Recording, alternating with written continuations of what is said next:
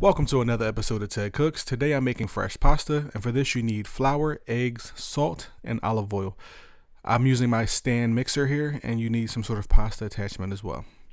So first you want to get a mound of flour and then create a bowl within that flour with kind of high walls, and then you want to get your eggs in there and start whipping the eggs in and incorporating the flour slowly.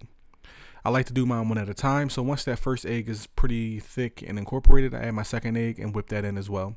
And you see I'm slowly scraping flour off the edges of the wall and continuing to whip those eggs together to create a dough. Once it's pretty thick, I like to add my salt here. So here you see me adding my salt, and then I add some olive oil, and then I continue to mix with a fork. Eventually it becomes too thick to mix with a fork, and you got to get your hands dirty. This is going to get under your fingernails and in between your fingers and all that good stuff. But you want to keep mixing here, slowly incorporating more and more flour all the time. The pasta dough will eventually stop taking flour, and then you just knead it for about 10 minutes. It's going to look something like this when it's done. You want to wrap it in plastic and just set it off to the side for about an hour or more.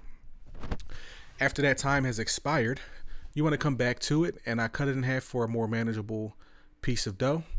And I have my cutting board floured here because the dough can stick to pretty much anything.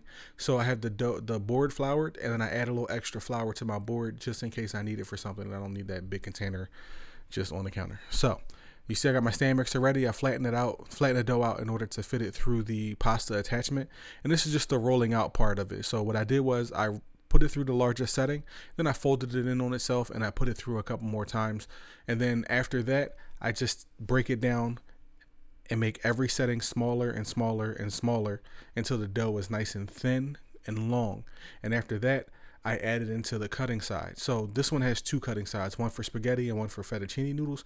I'm using like the fettuccine side. So you see as I'm putting it through the cutting side, it's coming out and these noodles are beautiful. So I get them out, put them on the board, and they're kind of long, so I cut them in half. And then I flour them immediately because they will stick to each other. Then I put it to the side and we work on the next piece.